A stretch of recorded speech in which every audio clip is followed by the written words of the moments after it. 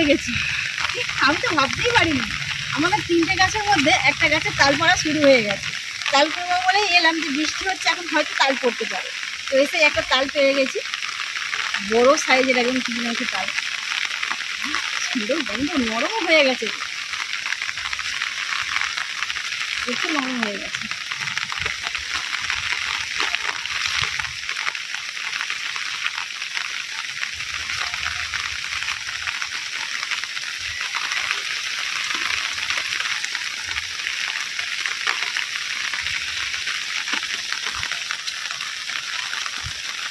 না আর নেই, একটাই পড়েছিল। তো স্নেহা এই 1-2 দিন হলো বায়না করছে যে আমার তাল ফুলে বড়, তালটা পেয়েও গেছি আজকে সন্ধ্যেবেলা তাল ফুলে নিলাম।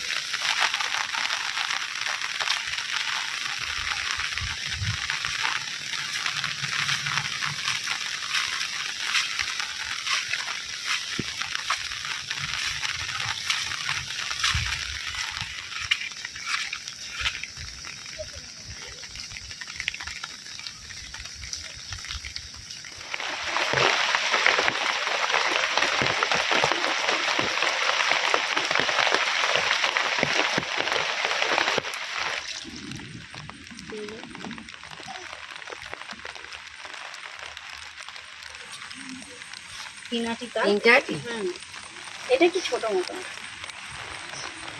ওটা লাগবে না, ওটা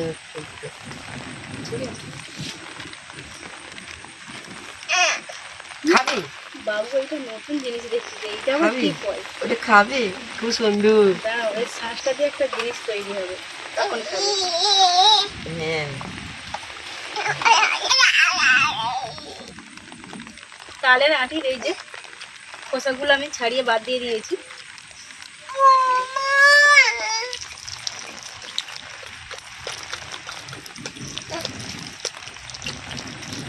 এরকম করে তালের আটিগুলো নরম করলে তাড়াতাড়ি শ্বাসগুলো বের হয়ে যাবে।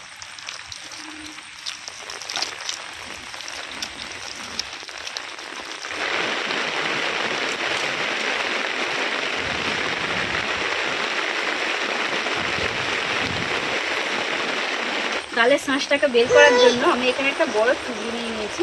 তো এই যে বড় থালাটার মধ্যে টুবিটা এরকমভাবে রেখে একটা একটা করে আঁকে শাঁস নিতে হবে।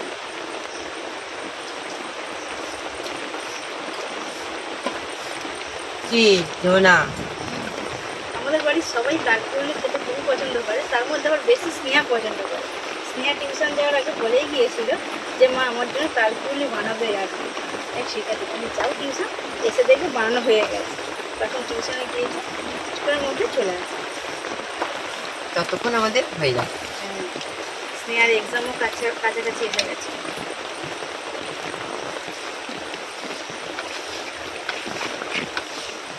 চেপে টান, হ্যাঁ চেপে টানছি।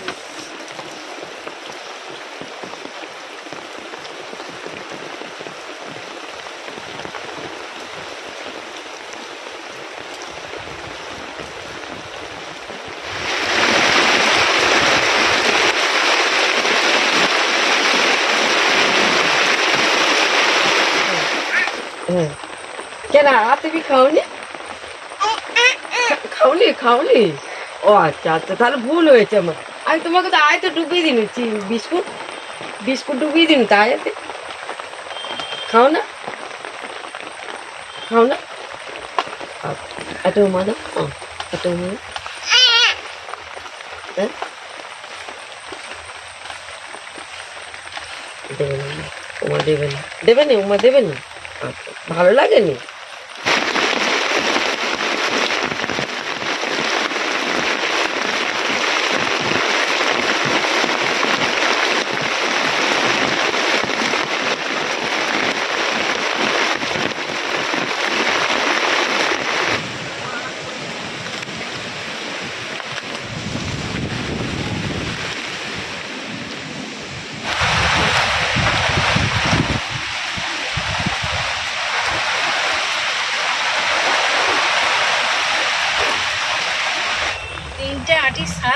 এতটা শাঁস বেরিয়েছে।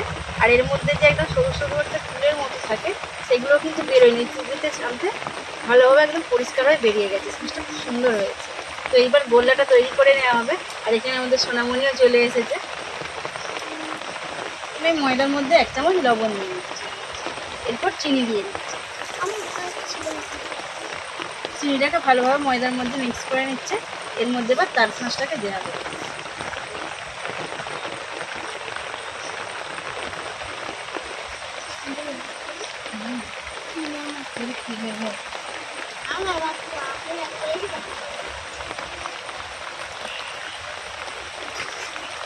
এখানে তালকুড়িটা দেওয়ার জন্য মৌরি কিছুটা নেওয়া হয়েছে, মৌরি দিয়ে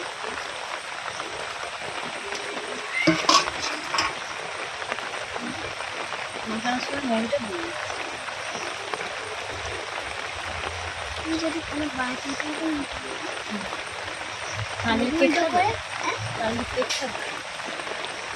কেক পিঠে করতে পারা যায়।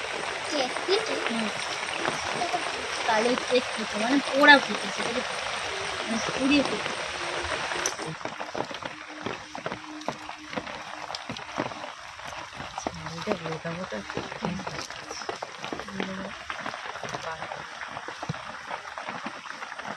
যত ভালোভাবে নাড়াচাড়া করবে এখানে ব্যাটারটা কিন্তু তত সুন্দরভাবে তৈরি হবে। ব্যাটারটাকে নরম করার জন্য মা এখানে একটু অল্প পরিমাণে জল দিয়ে দিয়েছে।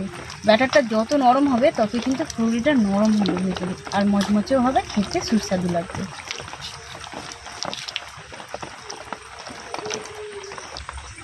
বর্ষাকাল পড়ে গেছে বলে বোঝা যাচ্ছে, সারাদিন সারা রাত বৃষ্টি হতেই আছে। মাঝে মাঝে একটু থামছে, আবার মানে শুরু হয়ে যাচ্ছে বৃষ্টি। কোনো বড় তো বৃষ্টি, বৃষ্টি বেশি ভালো লাগে, কিন্তু যখন স্কুলে যাচ্ছ, টিউশন যাচ্ছ, তখন একটু অসুবিধা হচ্ছে। আসার সময় ভিজে যাও না? বড় ছাতাটা তোমার ভালো হয়েছে তো? ঠিক আছে, ওই ছাতাটাই এবার কিনে নিয়ে যাবে। গোল্লাটা এখানে তৈরি হয়ে গেছে। তো গোল্লা ভাষাটা আমাদের এখানে গ্রাম্য ভাষা। অনেকেই অনেক রকম ভাষা ব্যবহার করেন, যেমন ইংরেজিতে ব্যাটার বলা হয়। তো সেটাই সুন্দরভাবে বানানো হয়ে গেছে। এইবার নুন জেলে ফুলগুলো গরম গরম ভাজা হবে জায়গায়। তালফুলি বানানোর জন্য আমরা এখানে খাঁটি সরিষার তেল ব্যবহার করছি, মশাল কোম্পানি।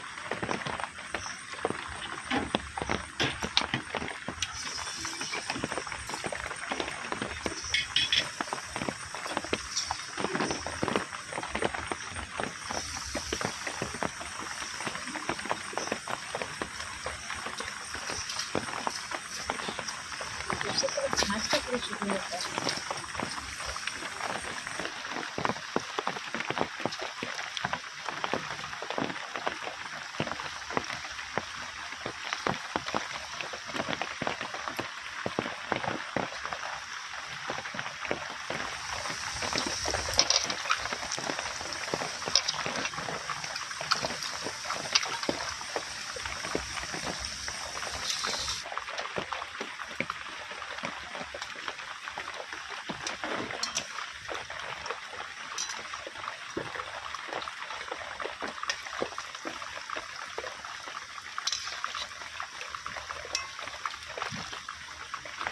ফুলগুলো মানে ভুলটাই ছেড়েছে, কত সুন্দর দেখতে।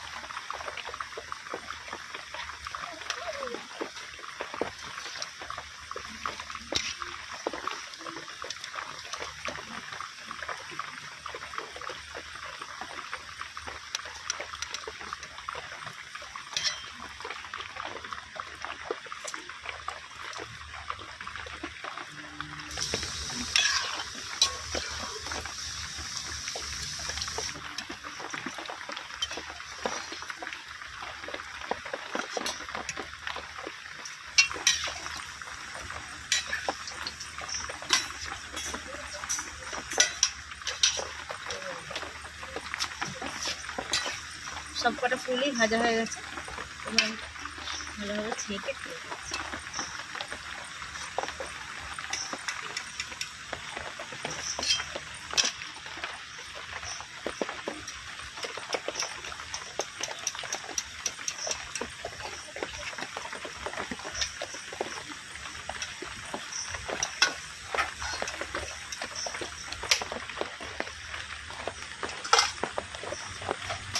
একটা বড় জায়গাটা একটু রেখেছে। খাও না কতদিন আরো করে খাই না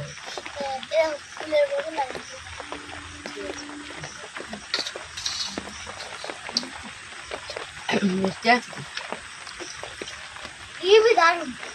সুন্দর হয়েছে। মাছ মাছে হয়েছে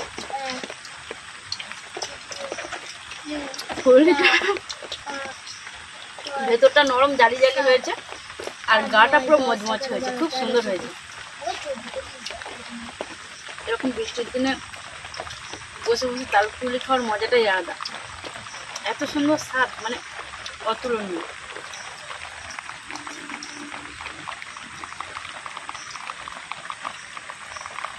তোমার কেমন লাগলো? নরম হয়েছে তো? নরম নরম খেতে ভালো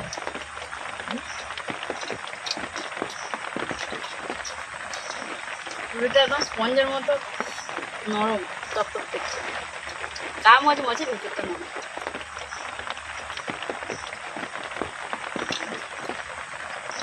দারুণ হয়েছে।